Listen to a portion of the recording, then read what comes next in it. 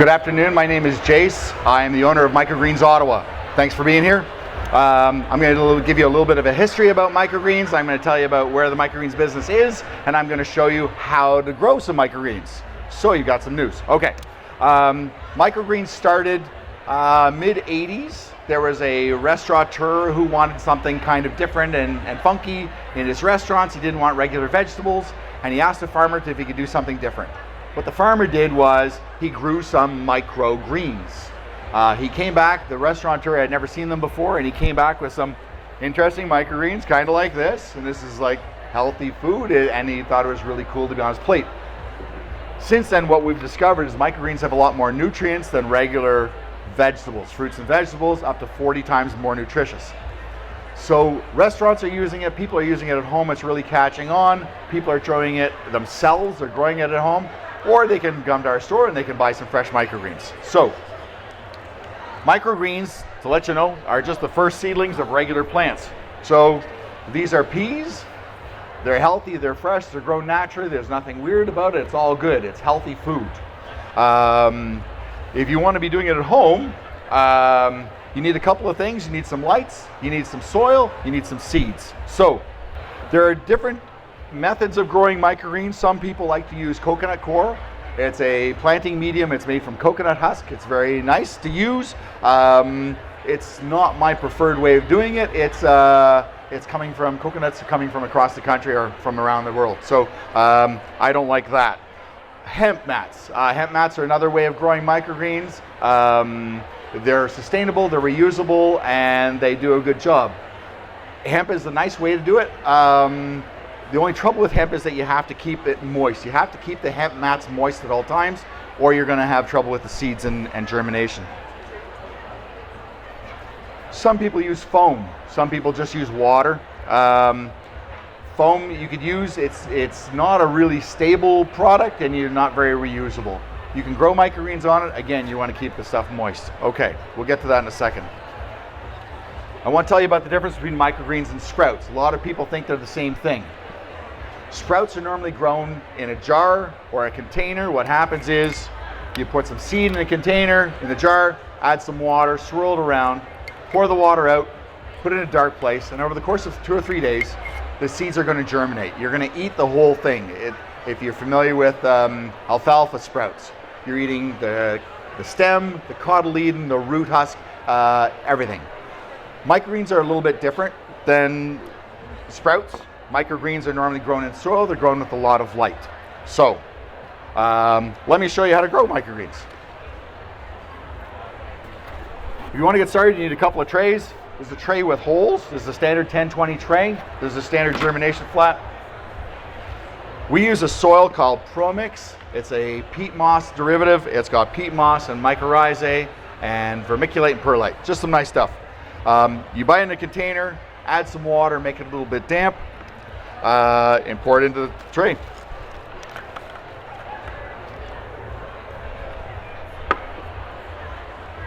It's very easy to do. If you're doing it at home, makes a little bit of a mess. So you've got your tray of soil. You're going to pat it down just to make it nicely compacted, not too hard. And you're ready for the seeds. This is nice and simple.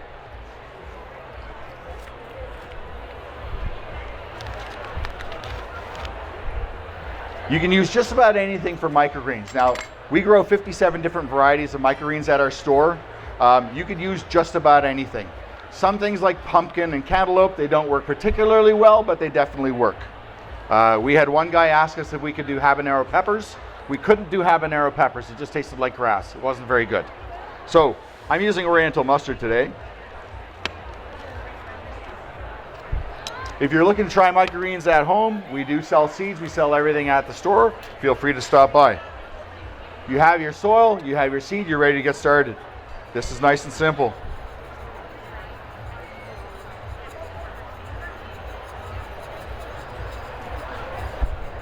So what you're looking for is a nice even dispersion of the seeds on the tray.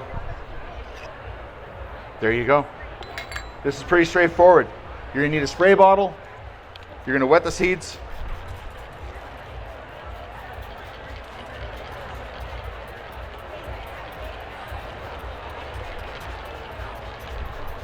And there you are. And that's all there is to it initially. Now, microgreens work best if for the first couple of days you block out the sunshine. So use the second tray to blackout dome and you cover the tray. So over the course of a couple of days, what happens is the seeds sprout and they're reaching for the sunlight and they stretch a little bit. So over the course of 2 or 3 days, what you're going to end up with is some seedlings.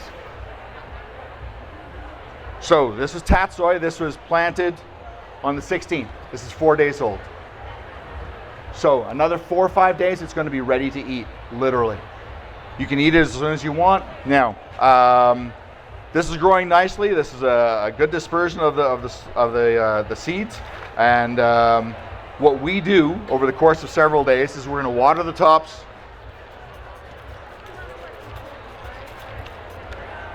But when it gets to about this size or maybe a little bit larger, we're going to stop watering the top because we don't want any water in the canopy. If you take a look at this flat here, if we spray water just in the canopy, all the water is going to stay on the top. It's going to get moldy and mildewy. It's going to have bacteria. It's not very good for you. So what we then start doing is we will literally take a tray, put some water in the tray, and dip the whole thing in. So the water is going right up through the seeds. It's wetting it from the below. So you're never getting any water into the canopy. It's nice, fresh, healthy food. Okay. So, questions? No? Yes? Maybe? All right. I'll just keep going. Pardon? Mention lights. Microgreens work best if you have some type of accessory light source. So you can use sunlight, but they're very small seedlings and they don't work well with direct sun. So you could put them in the south-facing windows. They're not getting direct sunlight, but they definitely work better if you have some other kind of light source, either fluorescent or LEDs. It really doesn't matter which one. Fluorescents work a little bit better because they're actually stronger than the LEDs. You can use either one. We use both at our shop. Growing it at home.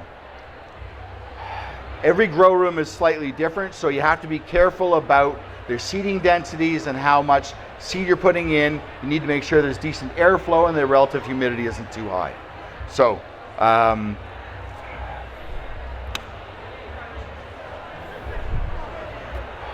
sometimes people do sprouting or they do large seeds and they get bacteria.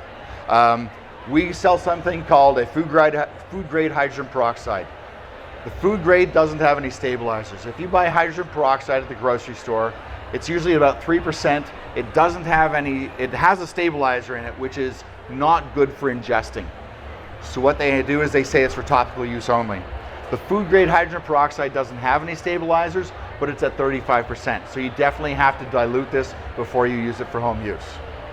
You could literally, if you're going to be doing sprouting, put the seeds in the jar, add some water, add a little bit of hydrogen peroxide, swirl it around. The hydrogen peroxide will burn the bacteria off the seeds. Then you can rinse it a couple of times and you're set to go. We sell this at the store as well. If you like to grow microgreens, this is a fantastic way of doing it. It's nice and easy. There's many different ways to do it. You'll see it on the internet. There's a ton of different ways to grow microgreens, or simply come to our shop and we'll get you some harvested greens. Saves you all the trouble, saves you the mess, saves you the worry. Some people have a green thumb and they're very good at it. Some people not so much. This is going to make it easier. You can come into our shop. We're open 365 days a year. Come in, pick the greens that you'd like. We're going to harvest it for you free while you wait. Well, not free all the time, but today. So every custom cut, yeah, go ahead, tell me, ask me a question.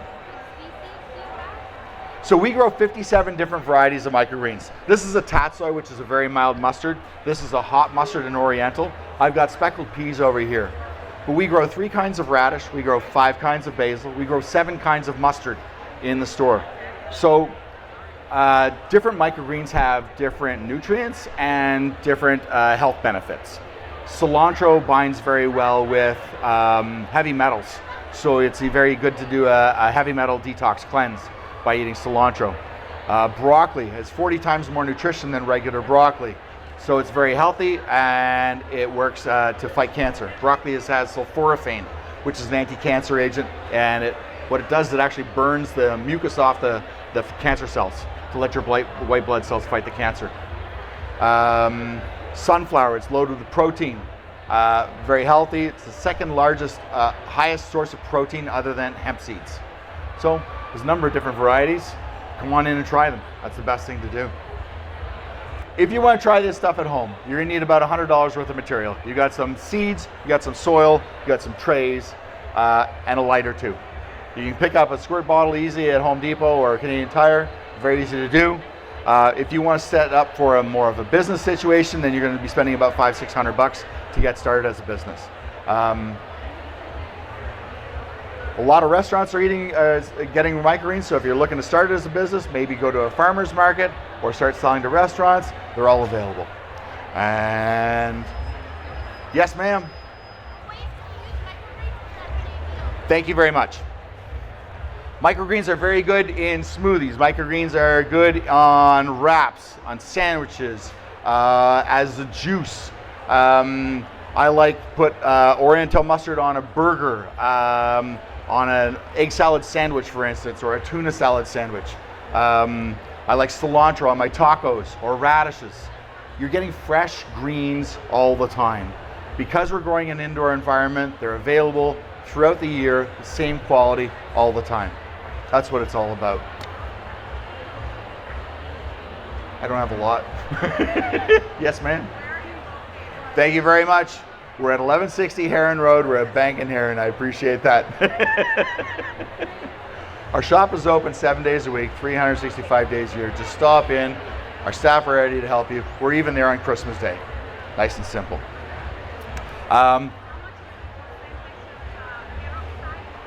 Pardon? So if you're going to use hydrogen peroxide, this is a 35% food grade hydrogen peroxide. It's very, very strong. This can eat right through your flesh. You want to be careful. So what we normally do is we mix it 1 part hydrogen peroxide with 11 parts water. It brings it down to 3%, which is about the equivalent of the stuff that you would get at the grocery store or at a pharmacy. It still kills bacteria and mold, but it's not dangerous anymore. It's also very good as a house cleaner. It works better than bleach or anything like that. It's safer to use because it doesn't have any harmful properties, and it dilutes to 0 with water. So it just literally makes it ineffective anymore. So the hydrogen peroxide that you get at the grocery store has a stabilizer in it, and what it does is the stabilizer is cancer causing. So they tell you right on the outside of the bottle for topical use only. So it's just for like your skin or for cuts, anything like that. You could use it for cleaning as well. The food grade stuff doesn't have any stabilizers in it. So, and that's why it's at 35%. It's a much stronger solution, and you have to keep it at that strong solution because otherwise it dissipates and turns into water in a couple of weeks. So, nice and simple. We don't use hydrogen peroxide all the time. We would use hydrogen peroxide for certain larger seeds, like peas, like sunflower, or cilantro, coriander. We rinse the seed with hydrogen peroxide first just to get any bacteria or mold off the seeds themselves, and then we would rinse them again, and then we would plant it. Nice and simple. Okay.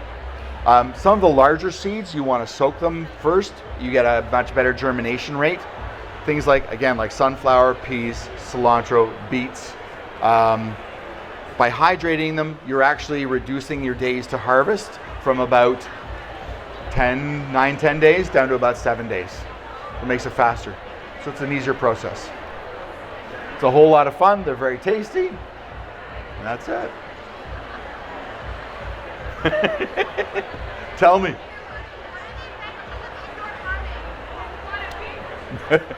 Advantages of indoor farming. The advantage of indoor farming is we control the environment all the time. So in the middle of January, in the middle of June, the environment is exactly the same.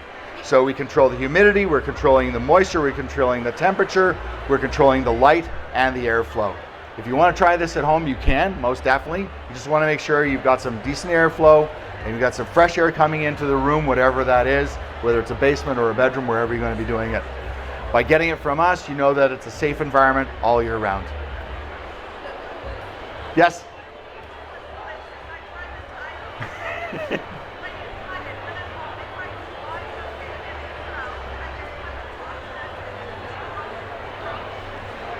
So a lot of the microgreens won't regrow once you cut them.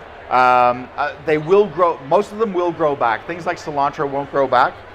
Some of them will grow back, but they won't grow back as sweet and as tender. And what happens is that they tend to get bitter, they get fibrous, it's not nearly as nice as it is the first time around. We don't regrow anything in our shop. We throw everything out when it's done, compost it, start fresh every time. So it's fantastic compost. It's peat moss. It's good for the garden. There's nothing. Everything's 100% natural. So it's absolutely fantastic. Okay. Yes, sir. That's a great question. So I got into microgreens because I wanted to start a business that was going to be environmentally friendly and good for my community and good for everyone. I initially thought about growing salmon indoors, but my wife had this very bad idea about me growing full-size salmon in the basement, and she said, absolutely no, we're not doing this. So I went back to the drawing board, and I found a guy in Nashville that was actually growing microgreens in his basement. And I thought this was really cool, and I thought, okay, I can do the same thing. So I started in 2012, literally started growing a couple of flats of microgreens, and it's just kind of grown from there. So we've expanded. We were I was in the house till about 2018. We were producing about 150 flats at a time, and it was just getting a little bit much. And that's when we moved to our shop on Heron Road. And we serve about 60 restaurants in the Ottawa area, a number of embassies, the NAC, the National Art Gallery, Parliament Hill, Supreme Court. So we're having fun. It's a growing business. That's what it is. Anyway, I don't have much else, folks. That's about it. Thank you very much. Appreciate it.